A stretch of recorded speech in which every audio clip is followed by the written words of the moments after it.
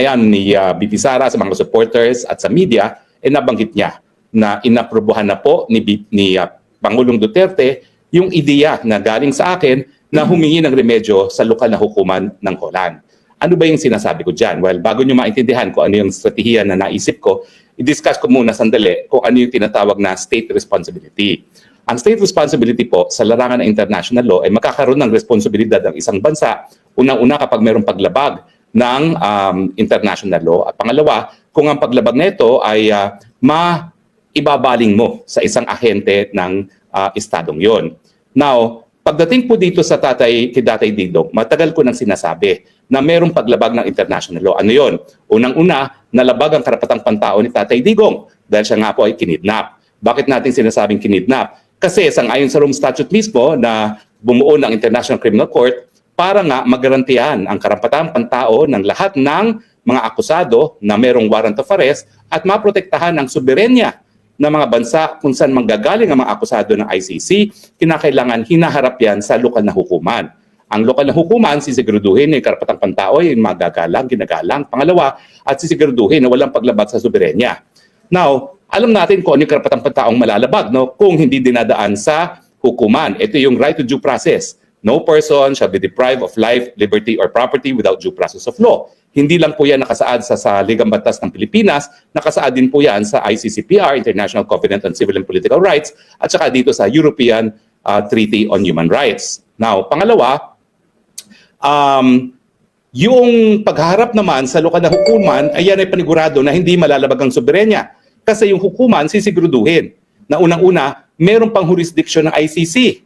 Ibig sabihin, kung hinarap si Tatay Digong sa RTC bago siya pinadala dito sa Dahig at hindi kinidnap ng Marcos government, isinakay sa eroplano binayaran ng gobyerno ng Pilipinas para dalhin sa Dahig at walang kahit at sinong opisyalis ng ICC na sumama sa pagkuha kay Tatay Digong at pagpapadala sa Dahig, masisigurado na yung lokal na hukuman sasagutin ng issue.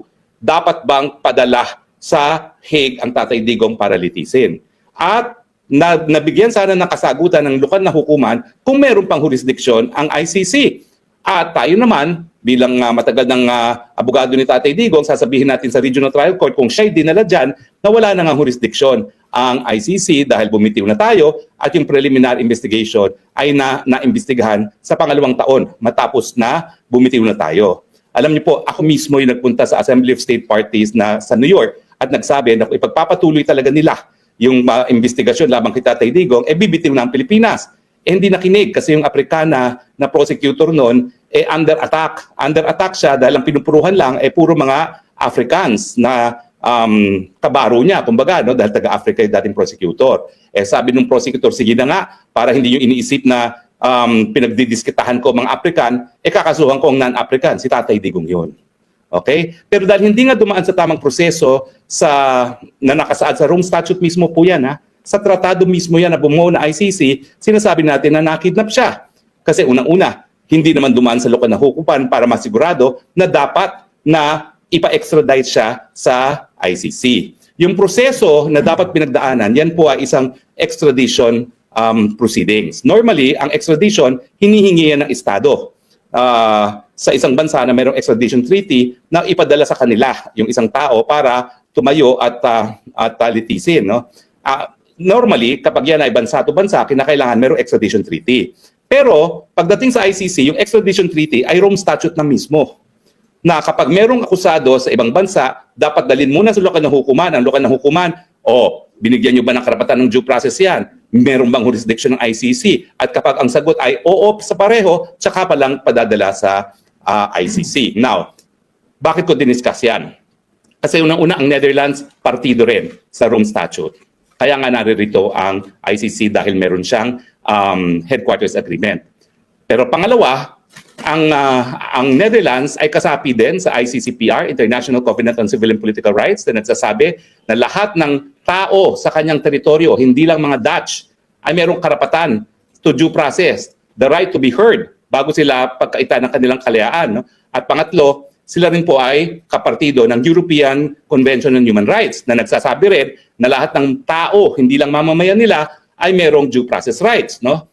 At ang pagkakaiba kasi ng ICCPR at saka ng European Convention on Human Rights ang ICCPR, pag merong lumabag, ang magdidesisyon yung Human Rights Committee. Ang problema, walang ngipin.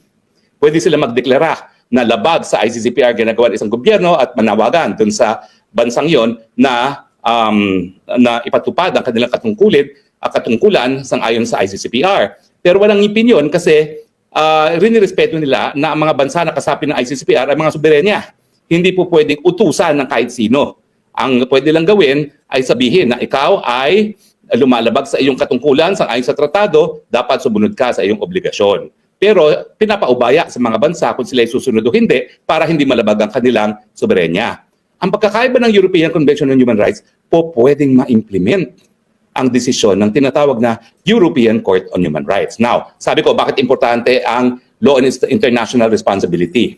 Remember, ang Estado na merong linabag sa international law, merong obligasyon ngayon na itigil ang kanyang paglabag at burahin ang lahat ng mga pangyayari na nag-ugat dun sa illegal na gawain. Kasama na pa dyan yung reparations. Ang reparations ay ibalik ang nakalipas bago nagkaroon ng paglabag sa obligasyon sa ilalim ng international law at magbayad ng kompensasyon para burahin ang lahat ng mga consequences ng illegal na bagay. Ang tanong, ang Netherlands ba merong linabag na prinsipyo ng international law sa pagkakakulong nila kay Duterte? Ang sinasabi ko, silang nagkulong kasi yung kulungan, pinapatakbo ng Dutch government. Yung mga gwardya, empleyado ng Dutch government. Yung teritoryo ay teritoryo ng Holland. Hindi po estadong ICC. So hindi siya kasapi sa ICCPR, hindi siya kasapi sa European Convention on Human Rights. Ang kasapi po ay ang Netherlands. Siguro sa unang tanong, dahil siya ang nagpapatakbo, siya ang gumagwardya kay Tatay Digong at sa teritoryo na nakakulong si Tatay Digong, magkakaroon siya ng responsibilidad kung illegal yung pagkakakulong nila kay Tatay Digong. Ang tanong, illegal ba o hindi? Well, sang-ayon sa ICCPR at saka sa European Convention on Human Rights, dapat merong due process. Pinagkaitan ba si Tatay Digong ng due process? Obvious. Kasi yung due process ay yung dapat na pagpapaharap kay Tatay Digong sa lokal na Pilipinong huwes para masigurado nga na merong dahilan para siya ay ma-extradite sa The Hague. At dahil hindi sinunod mismo yung nakasaad sa Rome Convention, meron dalawang paglabag ng international law. Paglabag ng ICCPR, paglabag sa European Convention on Human Rights, at paglabag sa Rome Statute. So I stand corrected. Tatlong paglabag ng international law. Now, dahil sila ay lumalabag, anong sabi ng batas? According to state responsibility, may obligasyon ngayon ng Netherlands itigil ang paglabag sa batas. Ano ibig sabihin yan? Kapag sinabing itigil ang paglabag, ano ba yung dahilan kung bakit lumalabag sila ng ICCPR, European Convention, at Rome Statute? Yung pagkakakulong ni Tatay Digong. Paano nila ititigil ang paglabag? Sa pamamagitan ng pagpapalaya kay Tatay Digong. Bakit lokal na hukuman? Kasi ang issue, Netherlands, ikaw ba ay sumasang-ayon sa iyong obligasyon sa tatlong tratado? At sa international law, yung obligasyon na tumupad sa mga tratado na ikaw ay voluntaryong ipinasok, ang tawag dyan, pacta sunt servanda. Treaty obligations must be complied with in good faith. So, dahil ang nagkukulong dyan ay mga Dutch agents, kumbaga, wala namang police ICC, wala namang ICC jail, at wala namang ICC territory, ang tanong, ikaw, mga nagkukulong kay Tatay Digong, at kung magsasampa tayo ng demanda sa local courts, sila ang ating ididemanda. Pangalawa, yung nagpapatakbo ng kulungan mismo, ang ating ididemanda, no? At ang tanong is, meron bang nalabag na treaty obligation ang Netherlands sa pagkakakulong ni Tatay Digong? At kapag nagsang-ayon ng West na lokal, na illegal nga ang pagdedetina kay Tatay Digong dahil pinagkait ang kanyang due process rights at hindi dumaan sa tamang proseso sang-ayon sa Rome Statute, siya ang mag-order, i-release mo. Ano nga ang kapangyarihan ng mga ICC West para harangin yan? Wala. Kasi hindi naman nila gwardya yung mga nagbabantay kay Tatay Digong. Hindi naman nila kulungan yung pinagkakakulungan kay Tatay Digong at hindi nila teritoryo yung kulungan mismo. So magpapalaya sa kanya ay domestic court at hindi po pwedeng harangin yan dahil yung mga nagagwardya sa ICC ay empleyado rin at opisyales ng Dutch government. Yun po yung remedyo na minungkahi ko kay Tatay Digong dahil sa tingin ko matatagalan talaga yung proseso dyan sa ICC. Dahil matagal talaga ang proseso at dahil pinaglalaban ng ICC at ng kanilang mga empleyado kasama ng mga maestrado yung karapatan nilang sumweldo dahil kapag tinigil ang trial ni Tatay Digong, wala na silang ibang kasong lilitisin. Bakit? Marami nga silang naimbestigahan. Marami nga silang warrant of arrest. Mahuhuli ba nila si Putin? Hindi naman loko-loko yung gobyerno ng Russia para isuko yung sarili nilang presidente. Mahuhuli ba nila si Netanyahu? Hindi nga loko-loko naman yung mga Israeli para isuko yung kanilang presidente. Okay, habang hindi nahuhuli, walang kaso. Kasi walang jurisdiction nga yung hukuman sa pagkatao ng akusado at hindi po pwedeng umusad ang kaso. Yun po ang domestic remedy na sinasabi ko. Now, kapag hindi tumupad sa katungkulan ang Netherlands, ano naman ang po pwede natin gawin? Ibig sabihin, magkakaroon, well, doon sa remedyo na makukuha natin sa Netherlands, kinakailangan din na magkaroon ng reparations. Ibalik ang nakaraan. Palayain si Tatay Digong at pangalawa, magbayad ng danyos perwisyo. Dahil ngayon, ika-80th day nang ng pagkakakulong ni Tatay Digong. Alam ko, hindi mo po pwedeng gawing pera yung pagkakait sa karapatan ng tao na maging malaya. Pero kahit papano, dapat bigyan ng danyos perwisyo, ilang milyong euros yang dapat ibigay kay Tatay Digong. Dahil mali nga ang kanyang pagkakakulong. Nako, napakagandang issue po yan pag nakarating na sa Dutch court. Kasi nga po, kinuwento ko na sa inyo dati, na itong ma-in-pa principle, malay namin pakailam principle yan. Malay namin pakailam namin kung paano nahuli akusado. Ang importante ay bigyan siya ng patas na paglilitis. Yan nagsimula doon sa kaso ni Eichmann, na talagang author ng the final solution ay patayin ng mga Hudyo. Nalaman nilang naninirahan itong Eichmann sa Argentina sa assumed identity, nag-alias.